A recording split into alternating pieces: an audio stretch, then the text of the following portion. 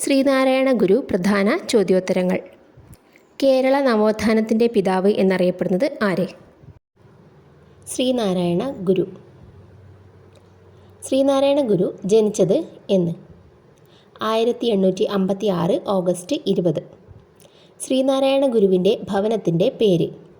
വയൽവാരം വീട്. ശ്രീനാരായണ ഗുരു ജനിച്ച സ്ഥലം? ചെമ്പഴന്തി, തിരുവനന്തപുരം ജില്ല. ശ്രീനാരായണ ഗുരുവിൻ്റെ മാതാപിതാക്കൾ ആരൊക്കെ? മാടനാശാൻ, കുട്ടിയമ്മ. ശ്രീനാരായണ ഗുരുവിൻ്റെ ഭാര്യയുടെ പേര്? കാളി. SNDP യോഗത്തിൻ്റെ ആദ്യ അധ്യക്ഷൻ അല്ലെങ്കിൽ SNDP യോഗത്തിൻ്റെ സ്ഥിരം അധ്യക്ഷൻ എന്ന് ചോദിച്ചാലും ഒരേ ഉത്തരം തന്നെയാണ്, ശ്രീനാരായണ ഗുരു. SNDP യോഗം സ്ഥാപിച്ചത് എന്ന്? 1903 മെയ് 15. SNDP യോഗത്തിൻ്റെ മുൻഗാമി എന്നറിയപ്പെടുന്നത് വാവൂട്ട് യോഗം. SNDP യോഗത്തിൻ്റെ ആദ്യത്തെ മുഖപത്രം? വിവേകോദയം. വിവേകോദയത്തിൻ്റെ സ്ഥാപകൻ? കുമാരനാശാൻ. വിവേകോദയത്തിൻ്റെ ആദ്യ പത്രാധിപർ ആര്? M. ഗോവിന്ദൻ. വിവേകോദയം പ്രസിദ്ധീകരണം ആരംഭിച്ച വർഷം? 1904. SNDP യോഗത്തിൻ്റെ ഇപ്പോഴത്തെ മുഖപത്രം? യോഗനാഥം. SNDP യോഗത്തിൻ്റെ ആസ്ഥാനം? കൊല്ലം ജില്ല. ഗുരു വർക്കലയിൽ ശിവഗിരി മഠം സ്ഥാപിച്ച വർഷം? 1904. ഗുരു ആത്മോപദേശ ശതകം രചിച്ച വർഷം? 1897. ഗുരു അരുവിപ്പുറം പ്രതിഷ്ഠ നടത്തിയ വർഷം? 1888. അരുവിപ്പുറം ക്ഷേത്രം ഏത് നദിയുടെ തീരത്താണ് സ്ഥിതി ചെയ്യുന്നത്? നെയ്യാർ. ജാതിഭേദം മതദ്വേഷം ഏതുമില്ലാതെ സർവരും സോദരത്വേന വാഴുന്ന മാതൃകാസ്ഥാനമാണിത്. ഈ വരികൾ ഉള്ളത് അരുവിപ്പുറം ക്ഷേത്രത്തിൻ്റെ ഭിത്തിയിൽ. ശ്രീനാരായണ ഗുരുവിൻ്റെ ആദ്യ കൃതി? ഗജേന്ദ്രമോക്ഷം വഞ്ചിപ്പാട്ട്. ശ്രീനാരായണ ഗുരു ഗജേന്ദ്രമോക്ഷം വഞ്ചിപ്പാട്ട് സമർപ്പിച്ചിരിക്കുന്നത് ആരുടെ പേരിലാണ്? ചട്ടമ്പി സ്വാമികൾ. ശ്രീനാരായണ ഗുരു ആദ്യമായി പള്ളിക്കൂടം സ്ഥാപിച്ച സ്ഥലം? അഞ്ചുതെങ്ങ്, 1881. ഗുരു ശിവഗിരിയിൽ ശാരദാദേവി പ്രതിഷ്ഠ നടത്തിയ വർഷം? 1912. ഗുരു ആലുവയിൽ അദ്വൈതാശ്രമം സ്ഥാപിച്ച വർഷം? 1913. ഗുരു ഓം സാഹോദര്യം സർവത്ര എന്നെഴുതിയിരിക്കുന്ന ആശ്രമം? ആലുവ അദ്വൈതാശ്രമം. ഗുരു ആലുവയിൽ സംസ്കൃത സ്കൂൾ സ്ഥാപിച്ച വർഷം? 1916.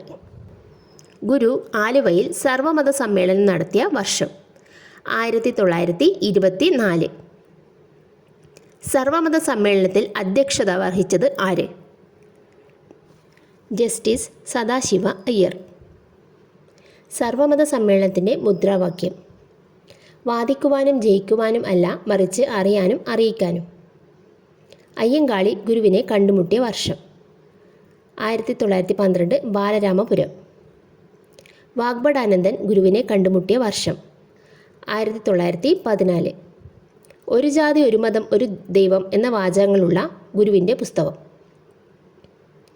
ജാതി മീമാംസ. അവനവൻ ആത്മസുഖത്തിനാചരിക്കുന്നവ അപരന് സുഖത്തിനായി വരേണം എന്ന വാചകങ്ങളുള്ള ഗുരുവിൻ്റെ പുസ്തകം? ആത്മോപദേശ ശതകം. ആത്മോപദേശ ശതകം രചിച്ച വർഷം? 1897. ഗുരു സന്ദർശിച്ച ഏക വിദേശ രാജ്യം ഏത്? ശ്രീലങ്ക. ഗുരു ആദ്യമായി ശ്രീലങ്ക സന്ദർശിച്ച വർഷം? 1918.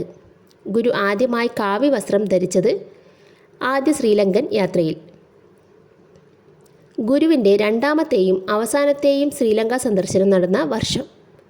1926. ഗുരുവിനെ ടാഗോർ സന്ദർശിച്ച വർഷം? 1922. ഗുരുവിനെ ടാഗോർ സന്ദർശിച്ചത് എവിടെ വെച്ചാണ്? ശിവഗിരി. ഗുരുവിനെ ടാഗോർ സന്ദർശിച്ചപ്പോൾ കൂടെയുണ്ടായിരുന്ന വ്യക്തി? CF Andrews. ഗുരുവിനെ ടാഗോർ സന്ദർശിച്ച അവസരത്തിൽ ദ്വിഭാഷിയായിരുന്നത് ആര്? കുമാരനാശാൻ.